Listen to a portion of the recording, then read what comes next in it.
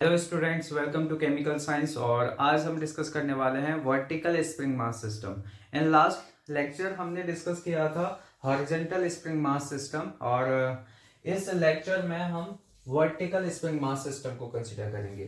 तो देखिए स्टूडेंट, इस ओवरऑल लेक्चर में हमें सीखना क्या है, यानी इससे हमें क्या चीज पता चलेगा। सबसे पहले तो ये पता चलेगा कि हमारे पास ग्रेविटी का कोई रोल नहीं होगा इसमें। There is no role of gravity. No role of gravity.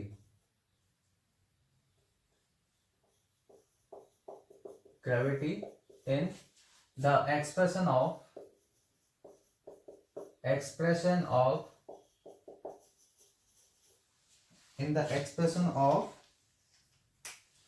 time of period. Force constant में, इन सभी में किसका रोल नहीं होगा? ग्रेविटी का कोई रोल नहीं होगा।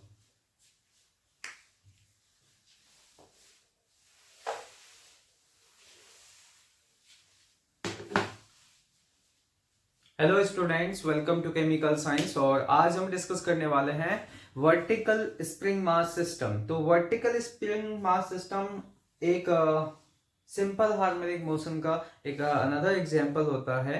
ठीक है, सेम एक्सप्रेशन आता है जैसा एक हॉरिजॉन्टल स्प्रिंग मास सिस्टम के लिए आता है। तो देखिए इसमें होता है क्या, हमारे पास वर्टिकल स्प्रिंग मास सिस्टम में हम एक स्प्रिंग होता है। ठीक है, इसको एक रिजिड सपोर्ट से कनेक्ट किया जाता है। इसका वन एंड पर मास को अटैच किया जाता है और अदर एंड फ्री रहता है। ठीक है, सो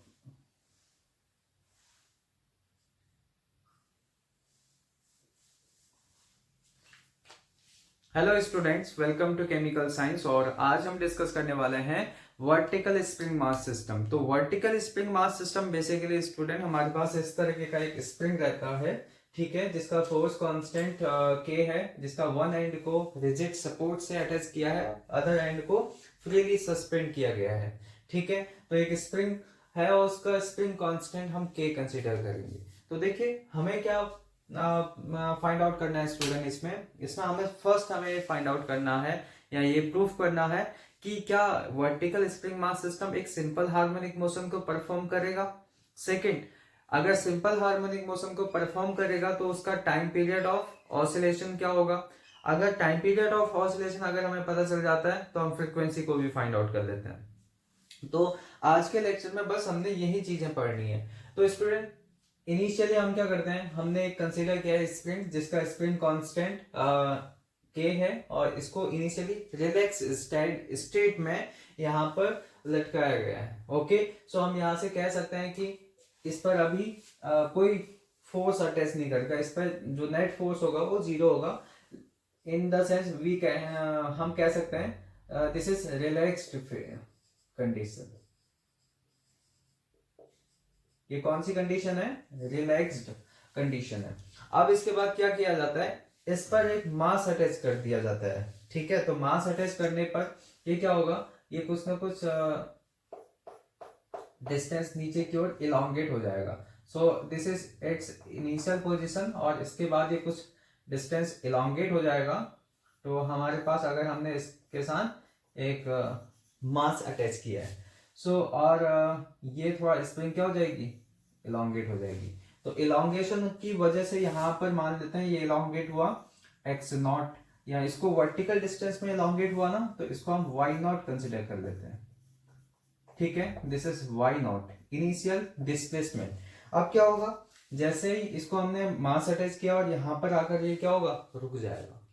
ठीक है, इनिशियली क्या होगा, ये अगर हमने मास अटैच किया तो ये इस पोजीशन पर आकर क्या होगा, रुक जाएगा, यानी यहाँ पर स्टॉप हो जाएगा। यहाँ पर जो नेट फोर्स होगा इस कंडीशन में, जब ये डिस्प्लेसमेंट वाई नॉट करेगा तो इस पर नेट फोर्स जीरो लगेगा। दैट मीन्स कि हम कह सकते हैं this is a equilibrium position. This is equilibrium position, और इस इक्विलिब्रियम पोजीशन पर स्टूडेंट नेट फोर्स जीरो होता है। सो इस इक्विलिब्रियम पोजीशन पे क्या होगा, net force on the mass. ठीक है, सो नेट फोर्स क्या होगा, net force F equal to क्या हो जाएगा हमारे पास 0 हो जाएगा। बट यहाँ पर देखिए अब इसका एफबीडी बनाना है, यानी दैट मीन्स कि इसका फ्री बॉडी डायग्राम बनाएंगे हम। इस पर नेट फोर्सेस कौन कौन से काम कर रहे होंगे उनको हम मेंशन कर देते हैं, ठीक है। तो स्टूडेंट यहाँ पर इस मासिव ऑब्जेक्ट पर एक फोर्स काम कर रहा होगा, इसका weight mg in downward direction में, और एक फोर्स काम कर रहा होगा that is called spring force, ठीक है। तो स्प्रिंग फोर्स इनिशियली देखिए इसमें कितना इलॉन्गेशन हुआ वाई नॉट, तो स्प्रिंग फोर्स लगेगा माइनस साइन के साथ, और यहां पर हम लिखेंगे के स्प्रिंग कांस्टेंट होगा इसका, और कितना इलॉन्गेट हुआ है, या इलॉन्गेशन या कंप्रेशन, ठीक है। तो यहाँ पर इलॉन्गेशन हुआ है तो हम यहाँ पर क्या लिखेंगे वाई नॉट लिखेंगे, क्लियर है इतना। तो नेट फोर्स 0 लगेगा, दैट मीन्स दोनों का जो सम होगा वो क्या हो जाएगा 0 हो जाएगा। एक की डायरेक्शन अपवर्ड डायरेक्शन में, एक की डाउनवर्ड डायरेक्शन में। ये नेगेटिव साइन सिर्फ ये बताएगा कि हमारे पास ये अपवर्ड डायरेक्शन में फोर्स लगेगा। चलो कुछ देर के लिए इसको हम हटा देते हैं, ठीक है। तो ओवरऑल हमारे पास के वाई नॉट इस पर फोर्स लगेगा अपवर्ड डायरेक्शन में, ठीक है। तो नेट फोर्स हमारे पास 0 हो जाएगा, सो हमारे पास आ जाएगा mg minus k of y naught equal to 0। So यहां से हम देख सकते हैं student k of y naught की वैल्यू हमारे पास आ जाएगी mg, क्लियर है।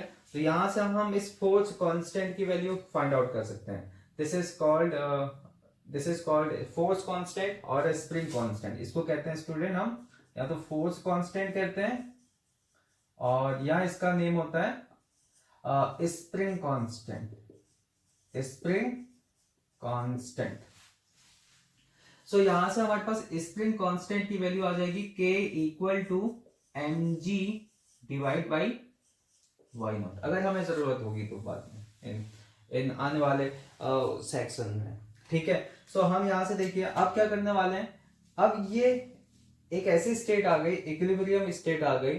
अब हम क्या करने वाले हैं, इस पर एक फोर्स अप्लाई करेंगे। क्या अप्लाई करेंगे, फोर्स अप्लाई करेंगे डाउनवर्ड डायरेक्शन में, और इसको इलोंगेट करेंगे।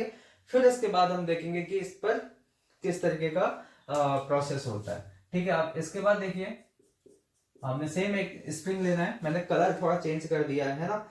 सो अब इसके बाद अब हम इसकी पोजीशन ये आ गई, ठीक है। तो इस पोजीशन से इसको और इलोंगेट करने वाले हैं। इलोंगेट करेंगे तो इसको इस तरीके से बना सकते हैं, तो इसकी जो स्प्रिंग की लेंथ है वो और इंक्रीज हो जाएगी। लेट्स सपोज दैट यहां तक पहुंच गया, ये हमने फोर्स अप्लाई किया। सो इस केस में क्या होगा, अब इसकी पोजीशन हमारे पास ये हो जाएगी, और स्प्रिंग कांस्टेंट हमारे पास के रहेगा, और ये तो चेंज नहीं होगा। और इस पर एक अब फोर्स देखिए, मान लेते हैं इस इक्विलिब्रियम पोजीशन से ये डिस्प्लेस हुआ y, कितना डिस्प्लेस हुआ y डिस्प्लेस हुआ, हमने ये कंसीडर किया। और पहले से कितना डिस्प्लेस हुआ था x नॉट, तो सॉरी y नॉट तो पहले से डिस्प्लेस हुआ था। तो टोटल डिस्प्लेसमेंट कितना आ जाएगा इनिशियल पोजीशन से, वो तो हमारे पास y प्लस वाई नॉट आ जाएगा, है ना। सो हम यहां से लिख सकते हैं वर्टिकल डायरेक्शन में फिर इस पर एक फोर्स काम करेगा, दैट इज स्प्रिंग कांस्टेंट, और हमारे पास आ जाएगा y प्लस वाई नॉट, ठीक है। और डाउनवर्ड डायरेक्शन में इसका वेट mg काम करेगा। सो डाउनवर्ड डायरेक्शन में इसका वेट mg काम किया। सो अब क्या होगा, अब हमने फोर्स अप्लाई किया, तो according to Newton's equation of motion, ठीक है। So according to according to NLM, Newton's laws of motion, second equation of motion से, है ना। सो हमारे पास क्या है, F नेट इक्वल टू क्या होता है, मास इनटू एक्सेलरेशन। सो यहाँ पर नेट फोर्स कितना लगेगा, नेट फोर्स लगेगा, देखिए सपोज दैट हमने एक्सेलरेशन इसमें प्रोड्यूस किया डाउनवर्ड डायरेक्शन में, तो हम डाउनवर्ड डायरेक्शन का फोर्स पहले लिखते हैं, है ना। सो हमारे पास आ जाएगा mg, ठीक है। और वर्टिकल डायरेक्शन में जो भी फोर्स लग रहा उसको हम लिखेंगे तो माइनस साइन के साथ के वाई प्लस वाई नॉट लिखेंगे, इज इक्वल टू मास, और एक्सेलरेशन को एज इट इज हम यहाँ पर अब मैग्नीट्यूड लिखेंगे। तो मैग्नीट्यूड को जनरली हमने ए से, यानी वेक्टर नोटेशन हमने हटा दिया। तो यहां से देखिए स्टूडेंट, इस के प्लेस पर हम यहां से रख लेते हैं mg ओवर, ठीक है। सो हमारे पास आ जाएगा दिस इज mg माइनस, और k के प्लेस पर हमारे पास था